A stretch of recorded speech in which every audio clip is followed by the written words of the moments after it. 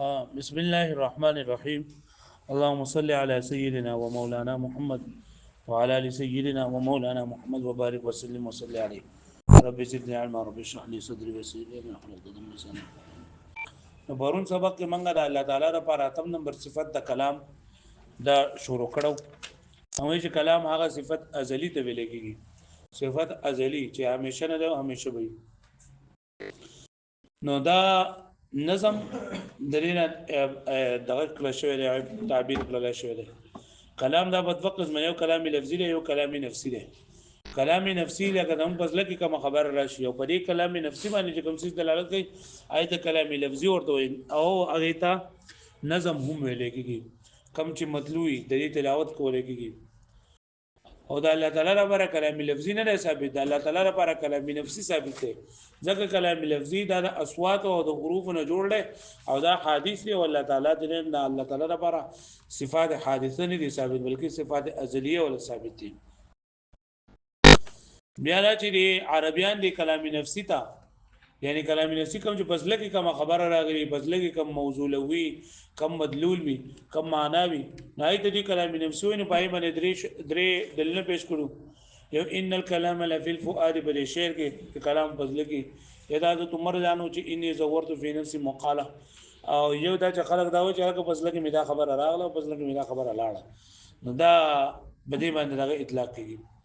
بل دا چې دو پرې پیغمبر علیه الصلاۃ والسلام د صحابه کرامو او د دې باندې اجماع منعقد ده چې الله تعالی متکلم نه، ځکه متکلم آیت ته وي چې صفت د تکلم ثابت وي، او معتزله وي چې الله تعالی متکلم نه او په دا معنی سره چې الله تعالی را تکلم پیدا کړی دی، نو موږ دې د متکلم نه ویل کېږي. متکلم آیت چې کوم کې صفت اشتقاق د پر ثابت وي،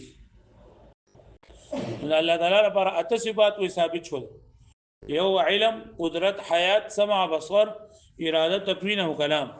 نو دا نور جنین دا غو لګټه آشنا نو نو بای باندې خبره اترې نه وکړي، او اراده، تکوین او کلام په دې باندې به موږ لږ تفصیل کو.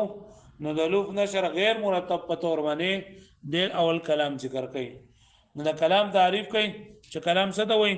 د کلام په تعریف کې درې خبرې دي چې هو متکلم بکلام هو صفه له ازلیه ليس من جنس الحروف والاصوات، چې هو د الله تعالی متکلم بکلام هو صفه له، متکلم بکلام هو صفه له، چې دا الله تعالی متکلم دی پتا سه کلام باندې چې دا کلام صفت ده هغه د پاره.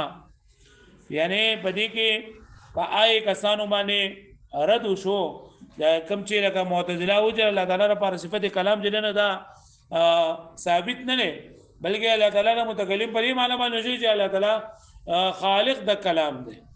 نو ورسره چې دا هر یو څه چې کم اسم مشتق وي نو پای کې ماخذ اشتقاق والا معنی ضروری پرته، لکه خالق هغه چاته چې کم کې خلق وي، او ضارب هغه چاته کم کې چې ضرب وي، او دا قشان د متکلم هغه چاته کم چې تکلم کوي. او دا الله تعالی دا صفات دا ازلی دي، ازلی یعنی همیشه نه دی او همیشه وي.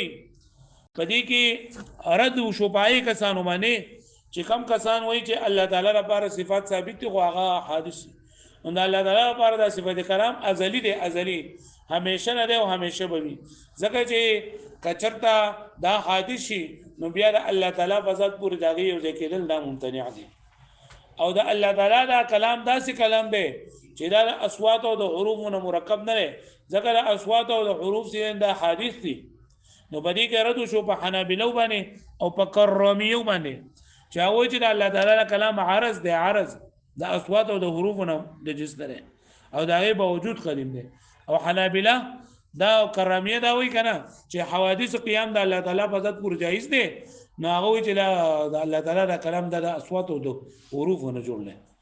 نو زمونږ د سنت والجماعت په باندې هو متکلم بکلام هو صفه له، چې دا الله تعالی متکلم نه په کلام سره چې صفت ویل لپاره ازلیه او ليس من جنس الحروف والاصوات. هغه بلې باندې پوه شئ وګورئ د تبلیغ مخکې.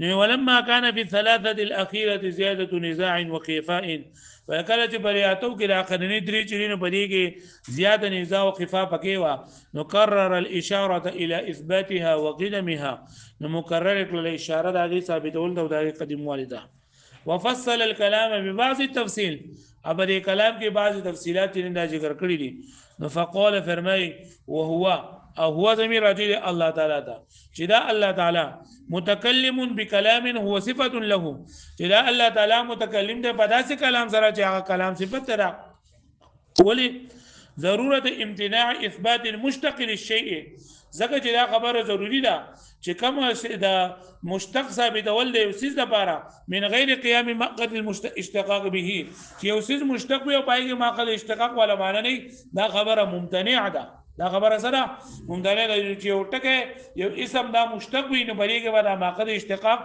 دا په خامخا مندل کېږي لکه ضارب ده نو ضرب په خامخا مندل کېږي قاعد ده نو قعود په خامخا مندل کېږي ویګه به باندې نو دغه شان د متکلم دی متکلم به پکې خامخا مندلېږي وفي هذا رد على المعتزله وبدي كرته په معتزله باندې حيث ذهبوا چاو تری خبره تا او چاوي الى انه متكلم بكلام هو قائم بغيره چې الله تعالی متکلم دی په داسې کلام سره چې بل چا پورې قائم دی هغه و چې یو په جبريل عليه السلام پورې یا په پیغمبر پورې نو دا خبره دې نه هغه پوه شو به باندې لکه بلوه محفوظ پور دی هغه یا په جبريل عليه السلام پور دی بلکې هر یو چې دای کوي نو هغه پور دی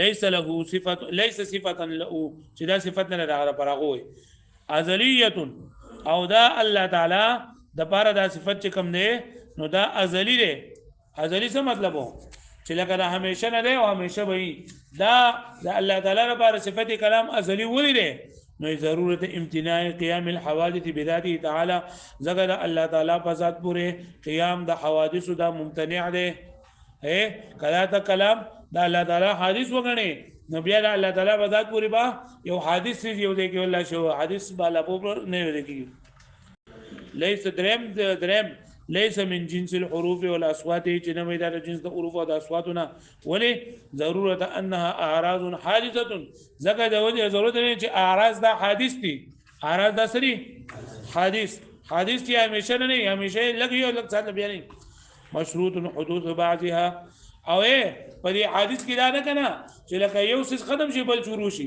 لکه تر تکلم دا عارض کې نو دا یو خبر سړی وکي ختم شي بیا بل شروع شي وای نو په کلام لفظي کې دا خبره نو په کوم لکه دا خبره وکړه ختم شو بیا بل خبره شروع کړي نو په دې کې انقطاع راغله ختمېدل بګرال او صفت ازلی دې نه ختميږي ضرورت ان اعراض حادثه د وجه نه چې د اعراض حادث دي مشروط حدوث بعضها بانقضاء البعض او دا خبره شتکل شوی دا چې نوې خبره به حال پیدا کیږي چې کله راشته شي ختم شي لکه یو خبره سره ختم کینو بل به شروع کیږي لأن امتناع التكلم إذا ممتنع امتناع التكلم بالحرف الثاني بهم حرف سرا بدون انقضاء الحرف الأول فغير الذين جلاله ولا حرفنا بورشي بديهي من سرا بديهي لا أرتنا برجنا خبره جلاله يشتغل مكرنين وبلا نشروقي وفي هذا رد على الحنابلة والكرامية أو بديك رد بچاچا ماني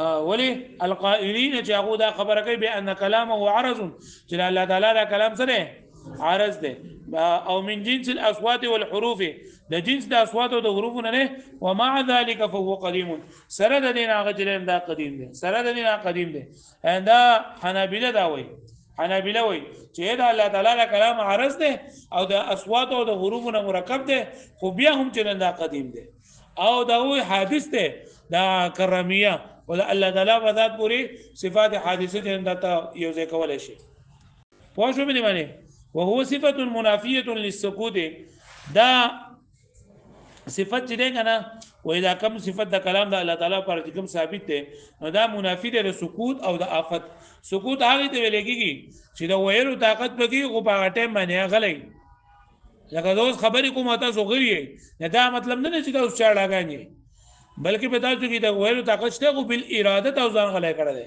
اے سکوت وي او آفت چې لکه یو سړی بیماری چاړای د چاړاتوب د وجه نه خبرې نشي کولای یا یو سړی چې نه دا لکه د بچپن د وجه نه خبرې نشي کولای یا بل څه وزري د غي د وجه نه خبرې نشي کولای نو الله تعالی دا د پاره چې دا کم کلام ثابت دی نو دا منافی دی د سکوت او د آفت نه.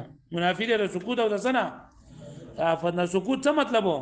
چې قادر علی تکلم وي او بیا هم تکلم نشي کولی. او آفت څه مطلب دی؟ نو اوس په دې باندې اعتراض دا دی که نه چې دا وایي د الله تعالی لپاره دا صفت کلام دا منافی دی د سکوت او د څه نه؟ د څه نه؟ د آفت نه. او سکوت ویلی کېږي، ما ته وګورئ، سکوت ویلی کېږي عدم تلفظ ته، خبرې نه کول د سکوت وایي که نه. او عدم تلفظ دا منافی دی د تلفظ، یعنی دا متضاد دی د تلفظ. او تلفظ د کلام لفظي کېږي. تلفظ د څه کېږي؟ او ته خو د کلام نفسي خبره کوي، الله تعالی لپاره کلام نفسي ثابت دی. پوه شوې په خبره باندې؟ لکه تا وایي چې دا صفت د کلام دا منافی دی د سکوت او د آفت نه. نو سکوت خو ویل کېږي عدم تلفظ ته، او عدم تلفظ دا منافی دی د تلفظ. او تلفظ د کلام لفظي کېږي، د کلام نفسي خو تلفظ نه کېږي نه.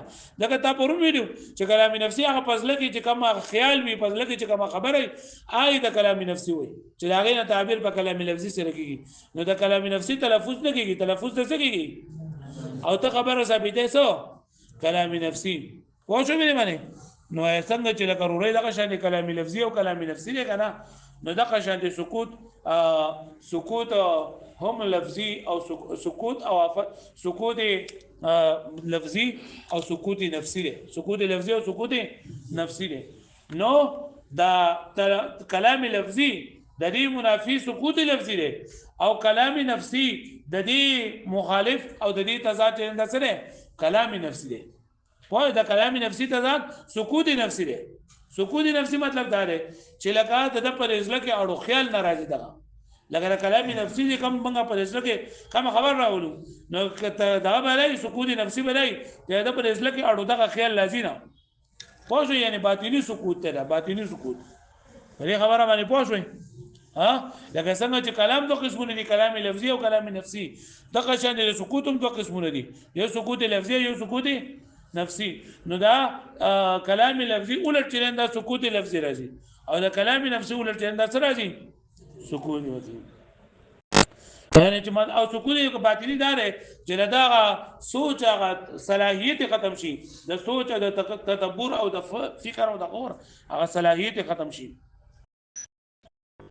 وهو او دا کلام دې صفت ای معنی قائم بالذات، یعنی دا صفت نه مراد لګي وای هغه معنی قائم بالذات چې بالذات یعنی هغه چې په ذات الله تعالی پورې قائم دي. منافیه للسکوت، دا منافی دی د سکوت. سکوت څه ته وایي؟ الذي هو ترک التکلم، پرې خوځل تکلم دی مال قدرت علیه، سره لري چې د قدرت په لري تکلم باندې. والآفت او دا منافی دی د آفت نه. آفت څه ته وایي؟ التي هي عدم مطابعه الالات، چې آلات د برابر نه وي، آلات برابر نه وي. لکه څنګه اما بحسب الفطره، یاخذ فطرت د وجنه د آلات برابر نه وي. کما فی الخرص، لکه څنګه چې په چاړاتوب کې دی. او بحسب ضعفها، یا د کمزوروالي د وجنه. وعدم بلوغ حد القوه، او یا د چې د نه رسیدلی هغه حد قوت ته. کما فی الطفولیه، لکه په بچپن کې شو، په وړوکوالي کې شو. لکه پوه شوئ؟ ها، په دې باندې پوه شوئ؟ اوس دغه اعتراض، فإن قيل که چرته ویل چې به اعتراض کې چې هذا انما يصدق على الكلام اللفظي دون الكلام اللفظي، چې دا سکوت چې نو دا عدم تلفظ ته وایي، او عدم تلفظ دا الټ دی، دا تضاد دی، دا تلفظ او تلفظ د کلام لفظي کېږي. نو دا خو صادقي په کلام لفظي باندې نه، په کلام نفسي باندې. اذ السکوت والخرص، لکه چې سکوت او خرص دا چاړاتوب لا انما ينافي التلفظ، دا منافي ده څه دی؟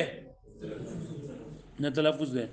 نو قلنا من مراد لنا السکوت والآفة الباطنیتان، چې د سکوت او د آفت نه مراد سکوت لفظي او سکوت ظاهري نه دي، بلکې د سکوت نه مراد او د آفت نه مراد سکوت باطنی او آفت باطنی دي. بالله، او هغه څه مطلب دی؟ بالله يدبر في نفسه التكلم، چې په د لفظ لګي بر اثر او تکلم خیال راځي نه صلاحیت بني، او لا يقدر على ذلك، د قدرت نه لري باندې. فكما ان الكلام لفظي ونفسي، لکه څنګه چې کلام لفظي او نفسي دی، فكذا ضده دغه شان دی د دې غزيد به لفظي، لکه سکوت او خرش. لکه پوه شو به دې باندې په دې پوه شوئ پوره نه دا کوم بسې استاد دې خدای پوه کې به دې باندې صرف یاد کړئ لکه پوه شو به دې خبره باندې نن ګوره دا منګوي چې الله تعالی لپاره صفت والله متکلم بکلام هو صفت الله تعالی متکلم نه پر کلام چې دا لپاره صفت تاغیر یعنی مطلب چې الله تعالی لپاره دا اسم مشتق ثابت دی نو دا خبره ضروري چې کوم مشتق وي نه لپاره ماخذ اشتقاق ضروری وي یا د سې چې اسم مشتق وي او پایګه ماخذ اشتقاق زنده بګینه وي او ازلیه ازلی به یعنی ذکر الله تعالی په ذات پورې حادث چې نه نشي ځکه او دا ولا اصوات او د حروف نه مرکب نه وي نو دا رد په حنابلہ او په کرامیه باندې او دا صفت د کلام دا منافی دی د سکوت او د آفت نه د سکوت او د آفت مونږ تعریف کو بیا په اعتراض او چې سکوت او آفت دا خو لګه دغه راځي د عدم تلفظ ته او عدم تلفظ دا تلفظ او تلفظ د کلام لفظي کیږي نو موږ چې څنګه کلام لفظي دی او کلام نفسي دی دغه شان دی آفت او سکوت ظاهري دی او باطني دی نه لګي ته مراد باطني دی اند دا په اصل کې هغه سوچ او صلاحيت د سوچ د صلاحيت ختم شي پوه شو مې باندې واړو